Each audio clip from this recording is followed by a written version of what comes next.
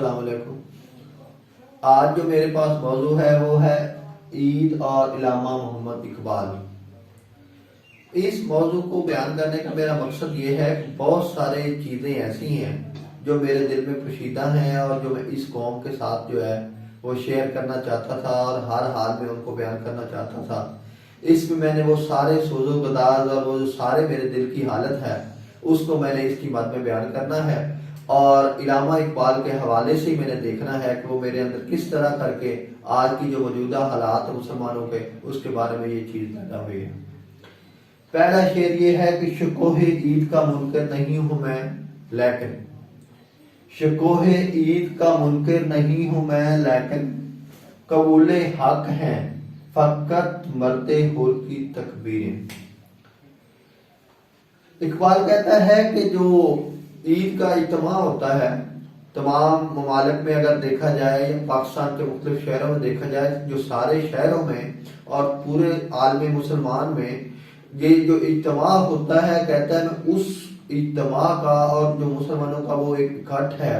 और मुसलमानों का वो जो एक इकट्ठे होकर ईद को अदा करना है, कहता है मैं उस फलसफे का तो मुनकर नहीं हूँ। मैं भी यही चाहता हूं कि मुसलमानों का इज्तिमा होना चाहिए और वो अच्छी चीज इकबाल कह रहे हैं, लेकिन कबूले हक है फकत मर्दे होर की तकबीरें।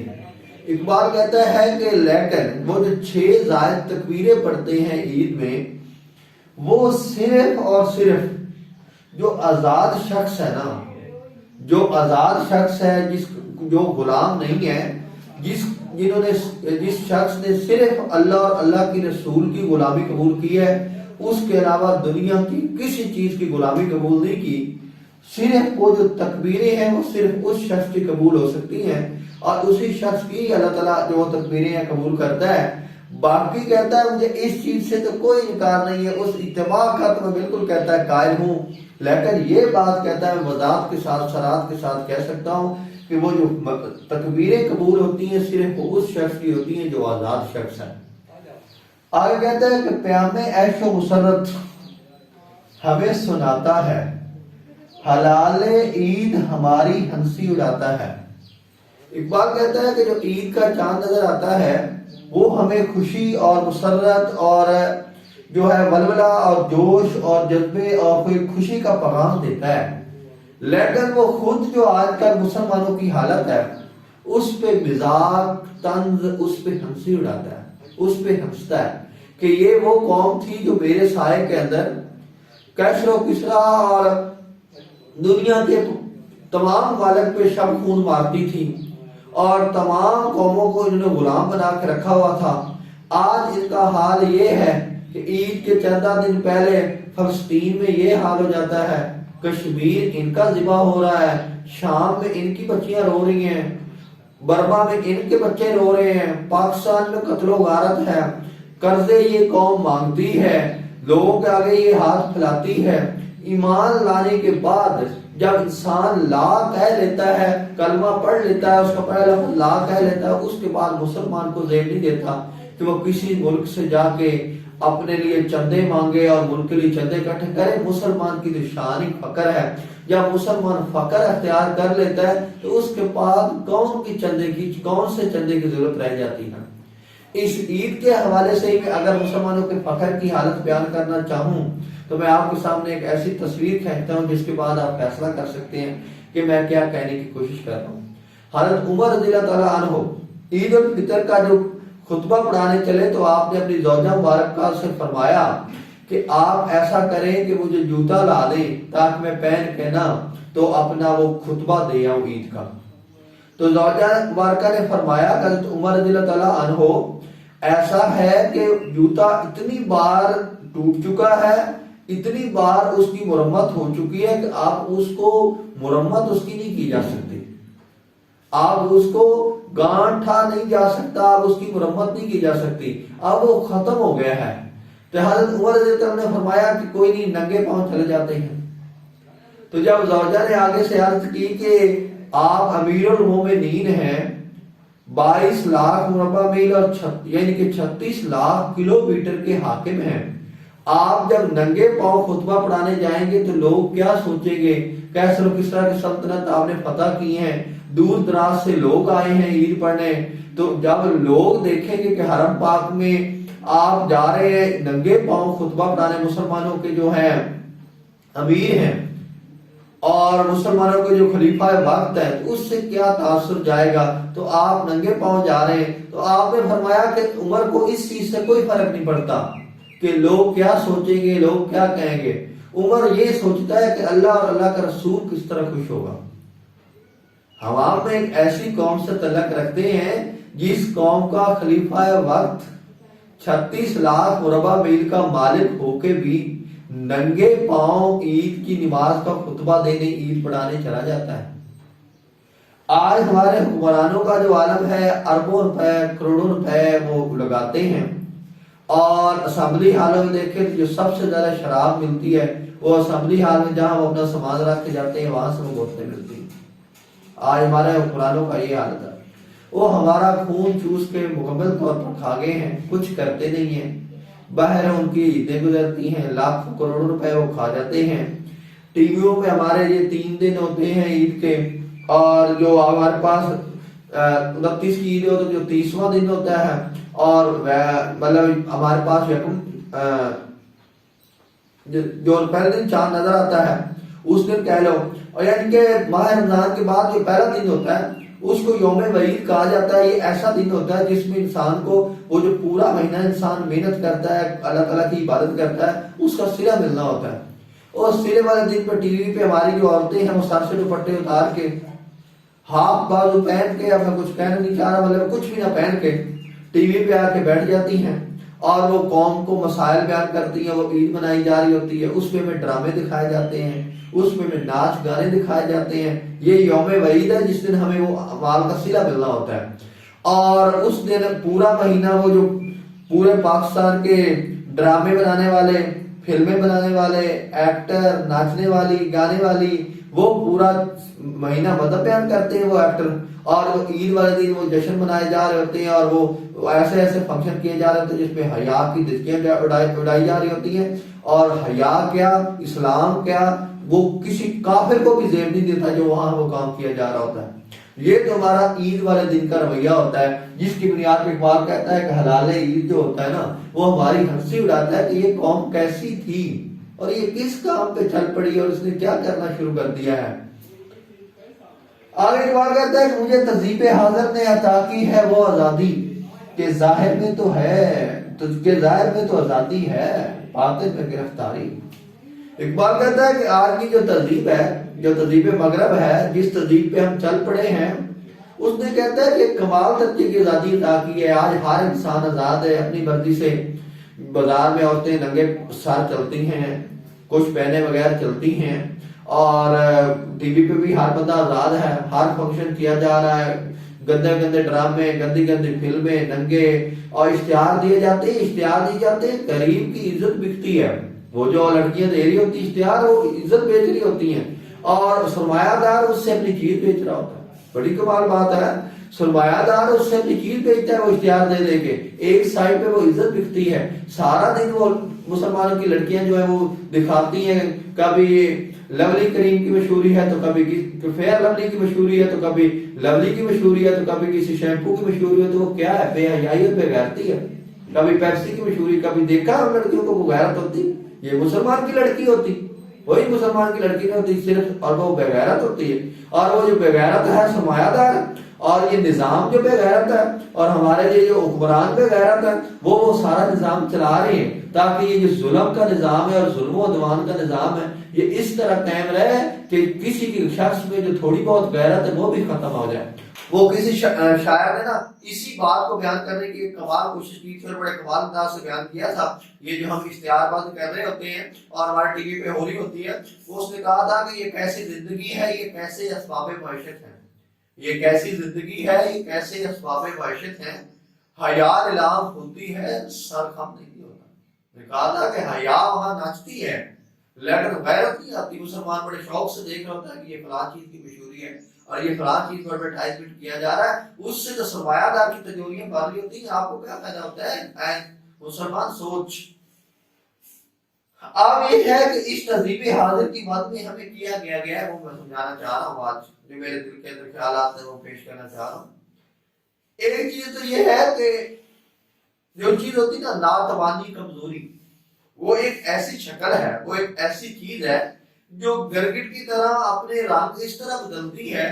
کہ وہ اہل ذوق اور اہل علم اور اہل فہم اور جو لوگ قوم کو لیڈ کرنا چاہ رہے ہوتے ہیں اور قوم کو راہ راست پہ چلانا چاہ رہے ہوتے ہیں ان سے بھی اس کی شکل نہیں پہچانی جاتی۔ جب مکار سرمایہ دار اور مکار نظام اور مکار سیاست اس کی شکلیں بدلتی ہے تو اس کی ایسی شکلیں سامنے لے آتی کہ اہل فہم اور اہل عقل اور اہل دانش بندہ اور اہل ذوق بندہ بھی اس کی شکل پہچان نہیں سکتا۔ مثال کے طور پر کبھی کبھی وہ جو کمزوری اور ناتوانی ہوتی ہے نا آپ کی، وہ کس کا نام پاتی ہے؟ وہ جو کمزور شخص ہوتا ہے وہ مجبور ہو جاتا ہے نا تو وہ کہتا ہے میں نے قناعت اختیار کر لی ہے، میں اللہ تعالیٰ کی ہر بات کی رضا پہ خوش ہو گیا ہوں۔ یہ رضا پہ کچھ نہیں ہوتا کہ آپ کا کوئی سرمایہ دار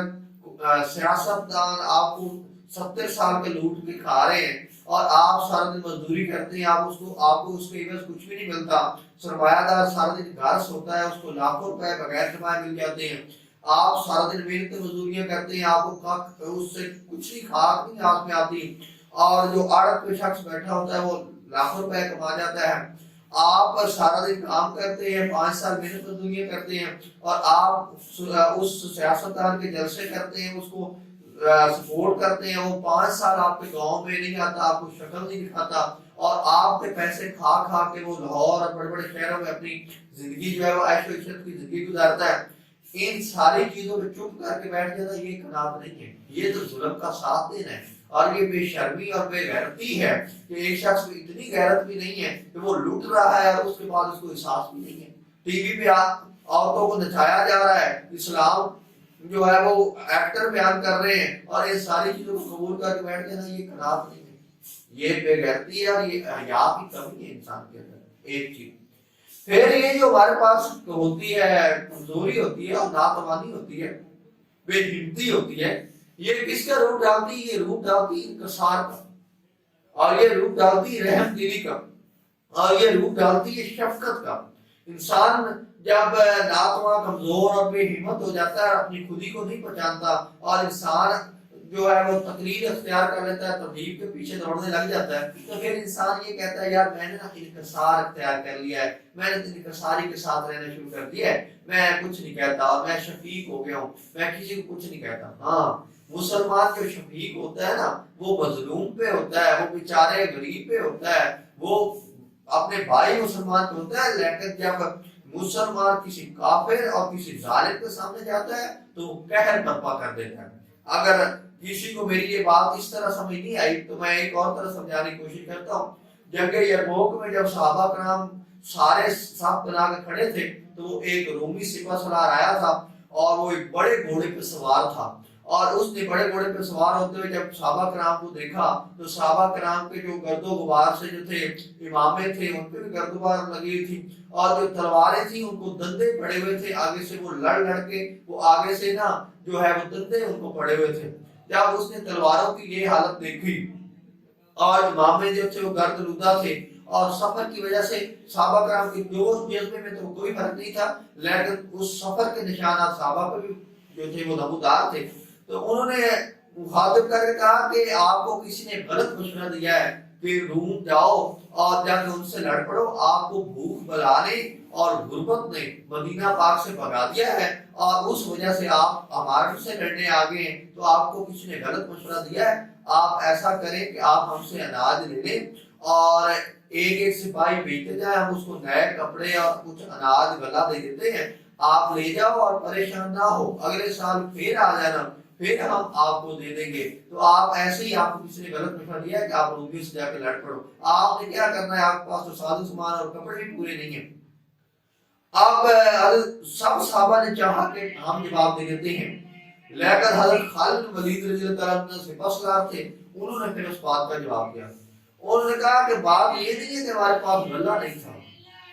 بات یہ ہے کہ ہم ہیں اللہ کے نبی کے شیر، ہم ہیں اللہ کے نبی کے شیر، ہمیں پتہ چلا تھا کہ رومیوں کا جو خون ہے نا پوری دنیا میں سب سے زیادہ خالص خون ہے، تو ہمیں پڑ گئی ہے خون پینے کی عادت، ہمیں اللہ کے نبی کے شعر اور ہمیں پڑ گئی خون پینے کی عادت۔ آپ نے کہا کہ رومیوں کا خون پی کے آتے ہیں تو وہ سب سے زیادہ خالص خون ہے،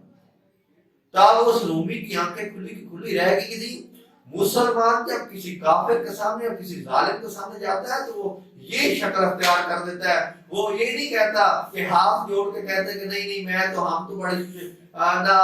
رین کرنے والے ہیں، ہم تو بڑے شفیق ہیں اور بڑے رحیم ہیں۔ وہ اقبال نے کہا تھا نا کہ کہاریو غفاریو قدوسی و جبروت،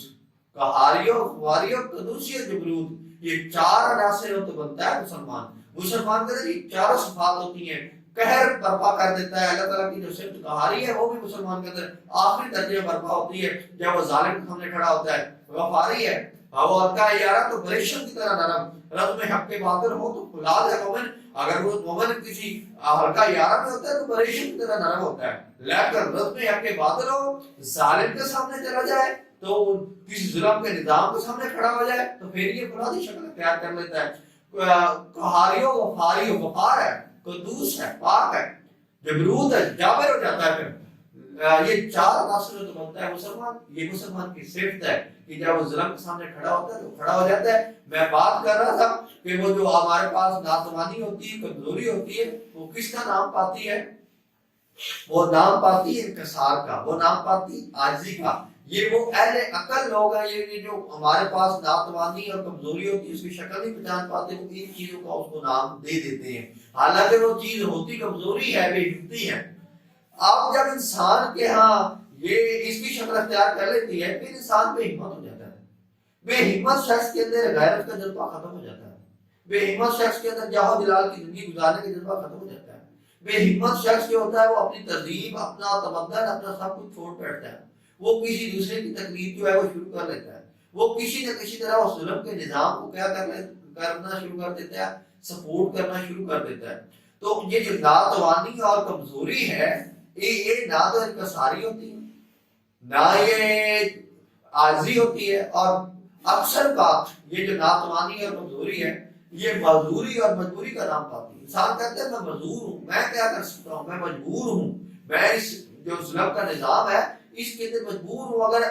کسی کو آدھا گھنٹہ یہ بات سنائی جائے گی تو وہ کہے گا یار میں ایک برداشت میں کیا کر سکتا ہوں۔ تو یہ جو ناتوانی اور کمزوری اور بے ہمتی ہے،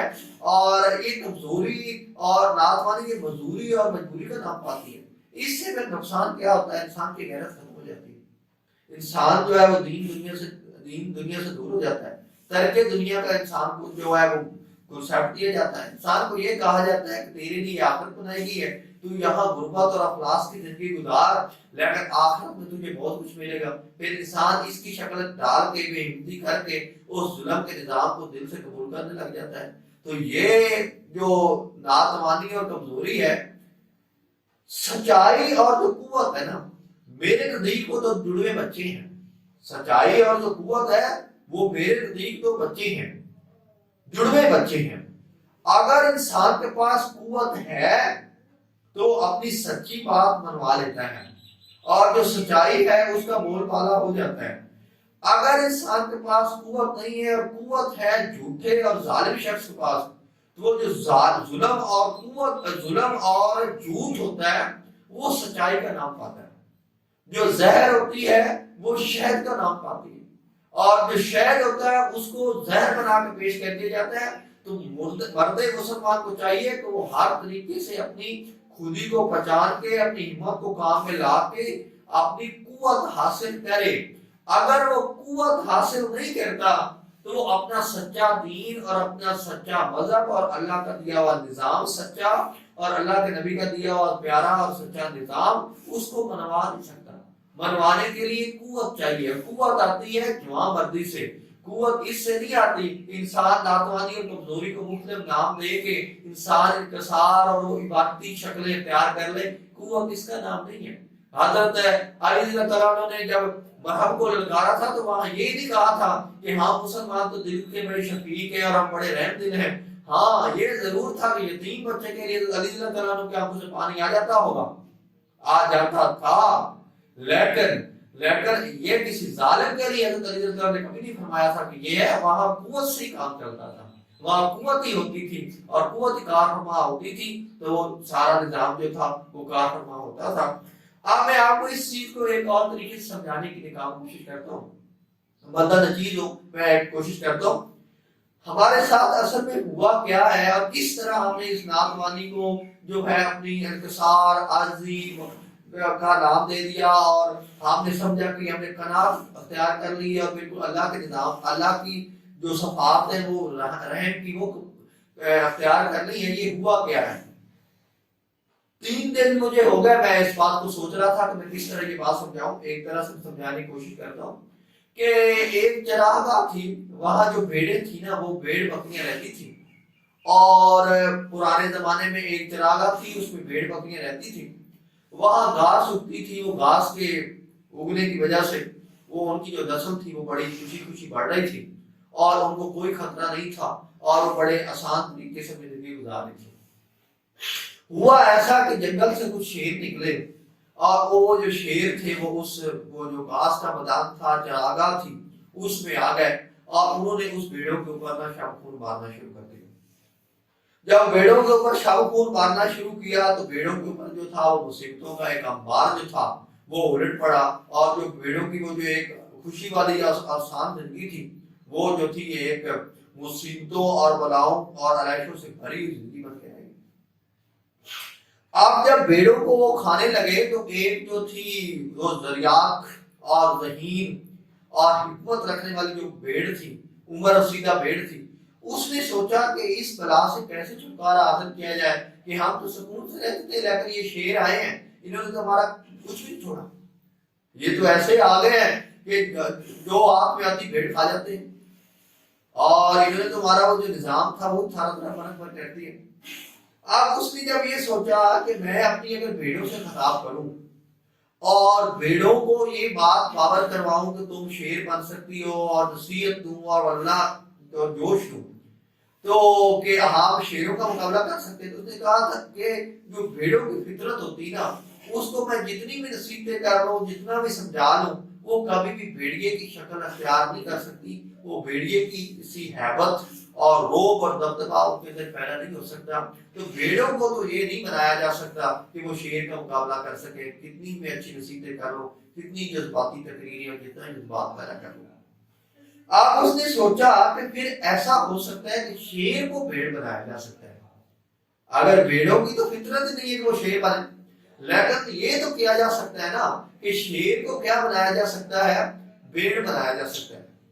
اس نے ایسا کیا کہ ایک دن جب صبح اٹھی تو اس نے سب شیروں کو مخاطب کر کہا کہ اے شیروں، اے پاگلوں، اے عاموں، مجھے آپ کی طرف آسمان سے پیغمبر بنا کے، مرسل بنا کے، نبی بنا کے اللہ تعالیٰ نے اپنی حکمت تبدیل کی ہے، اللہ تعالیٰ نے اپنا جو قانون فطرت ہے وہ تبدیل کیا ہے، مجھے شیروں کی طرف مجھے پیغمبر بنا کے بھیجا گیا ہے اور مجھے یہ بنا کے بھیجا گیا ہے کہ میں آپ کو خیر خائی اور اصل صحیح راستہ سمجھاؤں۔ اب وہ کیا کرتی ہے کہ شیروں سے یوں مخاطب ہوتی ہے کہ مجھے اللہ تعالیٰ کی طرف سے یہ آیا ہے کہ یہ جو تم قہر برپا کر دیتے ہو اور چیر پھاڑ دیتے ہو اور تم جابر ہو، اس جابر سے، اس عام کانا فن سے تمہارے جو تم ہے جو اللہ تعالیٰ سے دور ہوتے جا رہے ہو، اور تم اگر اللہ تعالیٰ کے قریب آنا چاہتے ہو تو تمہیں یہ جو شام خون مارتے ہو اور جو ظلم کرتے ہو ہم پہ، یہ ختم کر دینا چاہیے، کیونکہ شیروں کی فطرت کیا ہوتی، شکار کرنا، وہ دن رات چیر پھاڑ دیتے تھے بھیڑیں۔ انہوں نے کہا کہ یہ جو چیر پھاڑ آپ کرتے ہو، یہ جو تمہارے دل کے اندر سختی ہے نا، یہ تمہیں جنت میں نہیں جانے دے گی اور یہ تمہیں جنت کی طرف نہیں لے جائے گی، آپ انکساری کا راستہ اختیار کریں، آپ یہ چھوڑ دیں۔ نمبر 2، انہوں نے یہ کہا کہ اگر آپ جب گوشت کھاتے ہو نا تو گوشت جو کھانا ہے یہ جو شیر کو ہے نا وہ اللہ تعالیٰ کی قربت سے دور کر دیتا ہے، اگر آپ گھاس کھاؤ نا تو گھاس کھانے سے آپ کے اندر نرمی پیدا ہوگی، کیونکہ گھاس 100 بار بھی پاؤں کے اندر مسل جائے نا، 100 بار بھی پاؤں کے اندر اس کو کوئی جو ہے وہ پاؤں کے اندر دے کے کچل دے تو وہ اپنے اندر سے موت کے اندر سے دوبارہ خواب بیدار کر کے موت کو جگا کر دوبارہ اپنے آپ کو بیدار کر لیتی، دوبارہ پیدا کر لیتی ہے۔ اگر آپ چاہتے ہو کہ آپ کو ایک ایسی زندگی ملے جو کبھی ختم نہ ہو تو آپ گھاس کھاؤ، گھاس کی طرح پاؤں میں آپ کو کوئی مسل دے گا نا تو اس سے آپ دوبارہ اپنی زندگی اختیار کر سکتے ہو۔ تیسری چیز اس نے یہ بتائی کہ اگر آپ نے یہ شیر والا جذبہ رکھا ہوا ہے اور یہ شیروں کی طرح ہر وقت چلتے پھرتے ہیں، اس سے آپ کی زندگی میں سکون نہیں ہے۔ آپ ایسا کریں کہ ہماری طرح ایک زندگی اختیار کریں، عاجزی اور انکساری والی، یہ جانوروں کو مارنا اور جو شکار کرنا ہے اور اس غیرت کے ساتھ شکار کرنا ہے یہ چھوڑ دو۔ آپ ہماری طرح ایک آسان زندگی اختیار کر لو، یہ گھاس کھایا کرو، سکون سے رہا کرو، اور آپ کو اللہ کی قربت بھی نصیب ہوگی، اور آپ کو جو دن سب سے زیادہ منحوس دن ہوگا روز قیامت کا، اور اتنا مشکل دن ہوگا، اس دن کے لیے آپ کی آسانی ہو جائے گی کہ آپ یہ شکل اختیار کر لیں کہ آپ بے ہمت ہو کے ہماری طرح ایک آسان زندگی گزارنا شروع کر دیں۔ اس طرح جو ہے آپ تو سارا دن اس کشمکش میں رہتے ہیں کہ شکار جب پنجہ ڈالنا ہے تو کس طرح ڈالنا ہے، اور آپ یہ پنجے ڈالنے کی مشکل بھی جو ہے وہ سر انجام دیتے ہیں، تو اس سے آپ رہنے دیں۔ کیونکہ شیر جو تھے وہ شکار کر کے جو تھے نا وہ تھک چکے تھے، تھوڑی سی ان کے اندر میں سستی آ گئی تھی۔ انہوں نے نا اس بھیڑ کی جو نصیحتیں تھی وہ دل سے سنی، اور جب انہوں نے سنی تو انہوں نے نا بے ہمتی کی زندگی اختیار کر لی۔ اس سے یہ ہوا کہ جب انہوں نے وہ بے ہمتی کی زندگی اور وہ بھیڑوں والی جو زندگی تھی وہ اختیار کی، اس سے ان کے اندر سے جاہ و جلال اور عظمت کی جو زندگی کا شوق تھا وہ مر گیا، جو اقتدار کی زندگی کا شوق تھا وہ مر گیا، اور ان کے اندر کوئی ایسا جذبہ نہیں رہا جس سے وہ حکمرانی والا جذبہ اور بھیڑ کو چیر پھاڑنے والا جذبہ تھا وہ ان کے اندر سے ہو گیا ختم۔ اب ان کے اندر ہوا کیا کہ جو دل تھا ان کا وہ ہو گیا مردہ، جو ان کا دل تھا وہ ہو گیا مردہ، اور جو ان کے فولادی دانت تھے، جو فولاد کی طرح سخت دانت تھے،